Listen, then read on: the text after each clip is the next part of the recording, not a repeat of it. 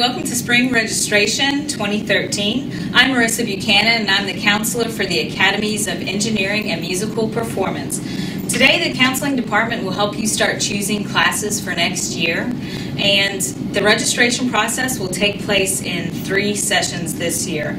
Today, you're going to be choosing your academy and core classes. In the next session with your advisor, you will be choosing your electives, and then in the final session, you will be meeting with your counselor individually. Before we begin, there are a couple of things you need to know. First, you must have all of your classes chosen and on the registration form before you meet with your counselor individually. And secondly, you really need to be considerate about the classes that you choose, because once the school year starts next year, we're not going to make changes unless there's an error in your schedule, as in you have the wrong class, not that you don't like the classes that you've signed up for. Let's go ahead and get started. I'm going to be reviewing some of the graduation requirements that you will need in order to graduate from Overton, so follow along on your sheet as it gives the most detail and will tell you exactly what classes you need to pass in order to graduate from Overton High School. Alright, we're going to start by making sure your name, your legal name, the one that's in Chancery, is written up here. Please write that in now. And also go ahead and write in your advisor's name. As you can see, you're going to need 4 English credits in order to graduate. That's not elective credits, that's core English credits, like English 1, 2, 3, and 4. You're also going to need 4 math credits. You're going to have to take 1 each year, so even if you come in with a middle school credit, you've got to have a math class each year. Science, you will need 3 credits, 1 of which must be chemistry or physics. You're going to need 3.5 social studies credits, which are grade level specific. We'll go over that in greater detail when we go over the registration form and you choose your classes. You need 2 credits of world language. This has to be the same foreign language, and it can't be Latin and Spanish in order to make up that requirement. You need 1 PE credit, or physical education. You need 1 wellness credit. Those are 2 different classes. And you do need 1 fine arts credit, such as art, a music class, etc.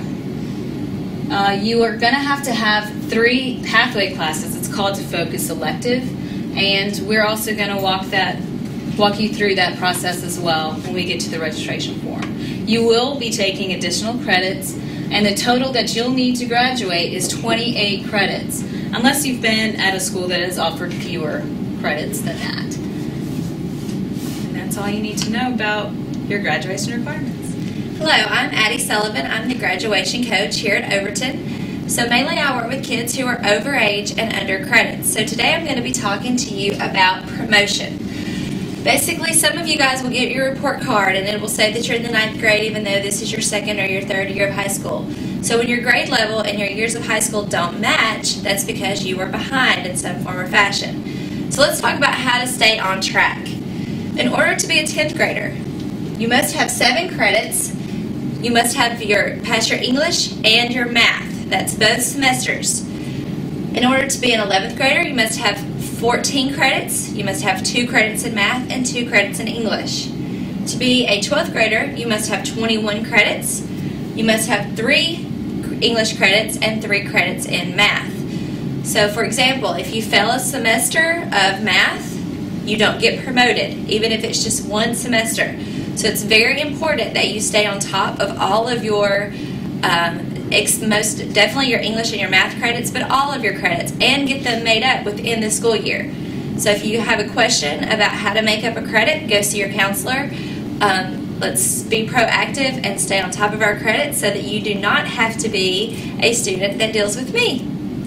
Okay, hello, my name is Steve Van Driest. I'm the counselor for the Academy of Information Technology. The next section here on the worksheet that we're looking at is on the bottom left-hand corner, and we're going to be looking at the honors, AP, and dual enrollment classes and options that you have. Part of this box and the thing to consider here is what level of course should I be taking when signing up for different classes. Okay, there's generally standard level classes. Then there's honors level classes, AP, and as well as dual enrollment. And it's important to consider the bullet points that are on here when selecting your classes. If a person decides to take more honors or more AP or more dual enrollment than they're really prepared to do well in, it might be a good idea to consider taking one less or something like that. So taking honors, AP, and dual enrollment classes is a great way to help prepare yourself for the ACT, as well as getting ready for college level classes while you're in high school. For instance, if you're just breezing through a class, you're easily getting an A and you're ready for sort of the next challenge, taking that next level, honors, AP, or dual enrollment might be a good choice for you. If you're unsure about some of these things, make sure that you can talk to your teacher, get their recommendation, as well as talk to your family at home, and maybe students who have taken those classes before. So these classes are more challenging than the standard level class. So again, choose wisely on how many of these types of classes you're going to take. You can certainly talk to your counselor as well about these things. There are some special requirements and things you should know when considering AP and specifically dual enrollment classes. In the AP classes, we do have a form that we would require you and your parent to fill out, that you would know and understand that it's a college level class, that they are more challenging. We don't want you to become overwhelmed and accidentally lower your GPA trying to get through these things. And then when you look at dual enrollment classes, these classes are for the juniors and the seniors only, and there are some entrance requirements to getting into that. We have a way that in a process that we can help you decide if that's going to be the right thing for you. So just be mindful about what you're taking so that you have a great set of classes for the next year. Hi, I'm Gretchen Logan, counselor of the Health Science Academy. I'm going to talk to you today about graduating with honors and distinction. To begin with honors, you need to meet all the requirements for graduation of a regular diploma, plus you need to reach the benchmark scores on your ACT. Those scores are determined by the ACT, and they're listed here on your chart. You need to meet or surpass those scores in order to graduate with distinction, and your composite score does not count for this graduation with honors. In order to graduate with distinction, you need to meet all the requirements for a regular diploma, earn an 85 GPA, and complete one of the following. I won't be reading these to you since you guys can all handle that, but I do want to tell you that you need to score a 3 or higher on the AP exams prior to your senior year, because we don't get our AP scores in until July after you've completed all your coursework. And then, to be a Hope Scholarship recipient, you need to have a 3.0 unweighted GPA or a 21 composite score on your ACT. Let's talk about this warning box that we've put at the bottom of our sheet. We're asking that you be very thoughtful about what you select in your classes, because once you start classes in the fall, we will not be changing schedules unless there's an error. For example, if you fail a class and retake it in summer school, you wouldn't need that class again. But if you just don't like the class once you get into it, if you've registered for it, you will need to keep that class. You can make changes to your course selections until school ends. So if you go home and you talk to your parents and they're not satisfied with what you've chosen, you can make those corrections. And keep in mind, you may not get your first choice in electives because of capacity, but we ask that you choose some alternates so that you can get your second or third choice. Okay, welcome, class of 2016. You should currently be in the 9th grade at Overton, so this is your first year here. So today we're going to be registering for your next year of high school. Today we're going to focus on your core classes. These are the classes that are required for graduation. I'm going to start by talking to you about your Academy Pathway courses. Now, none of you guys are all in the Freshman Academy this year, so this is going to be a new academy to you.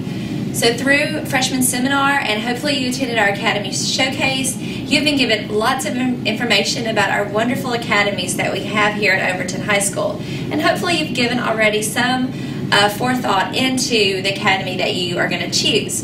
So at this time, you're going to basically choose your academy. Now remember, this is a very important decision because this is the academy you will be in for the next 3 years. Our 3 academies here at Overton are IT, which will be the first set of classes. Then we have Health Science, Engineering, and then our Musical Performance Pathway. So I'm going to give you just a few minutes to find the academy that you would like to choose for next year and go ahead and make that selection.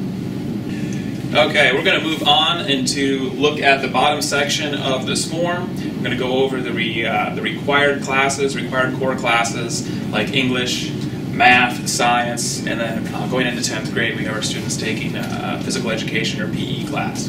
So starting with the lower left, box 2, we're going to go over language arts. Very few choices to go with here, so as a 9th grader going into 10th grade, realistically, most of you are going to be going into English 2, or you might be choosing English 2 honors. Now you might notice here that English 2, it says that it's worth 2 credits, okay? So basically that's an English class that's going to meet on A day as well as B day, and it offers more time and more instructional time to work through taking care of your classwork, your schoolwork, and getting prepared for the English 2 EOC at the end of the school year. Otherwise, if you take the English 2 honors class, that class is only going to meet every other day, so you will have more things that need to be taken care of outside of class. If you have not taken English 1 yet, perhaps as an EL student, English 1 you will take that next year. And certainly if there are questions later on, you will meet with your counselor in the library for the last session. At this time, then go ahead and make your selection. Go ahead and put a check or mark next to the course you're going to take for English. The next box that we're going to look at is box 3 for mathematics. Most everybody should be taking the Algebra 1 class as a 9th grader, so moving into 10th grade, most of you will be taking a geometry, or you might select the geometry honors class. Another option is if you are taking geometry, particularly geometry honors this year as a 9th grader, you may look at going into Algebra 2 honors as your next math course. And there may be a few of you who haven't gone into the Algebra 1 course yet, and we can go ahead and make that selection as well. So go ahead and choose which course will be your math class for next year. The next area, box 4, is for science. Basically, there's 2 choices here. Most 9th graders are going to be going into biology for 10th grade. And then chemistry honors is the other class listed. That class is for the students who are currently taking the biology honors class as a 9th grader. Okay, so go ahead and make your choice. And then finally, the last box, box 5, is PE or physical education. Essentially, that box is already checked for you. However, we do need you to go ahead and circle if you're going to be in the girls' PE class or the boys' PE class. We did go ahead and separate the boys and the girls for PE. So go ahead and circle boys or girls. Okay. So that about completes this whole form here. Make sure your name is still printed at the top there if you haven't done so already. Another thing to keep in mind, there are a number of students who in 9th grade might be taking computer applications as a 9th grader.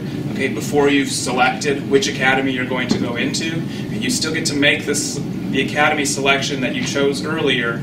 And so if you're in computer applications this year and you're moving on to the next level in information technology, you can do that, or you can follow the instructions earlier for the other academy that you might be going into as well. That's okay.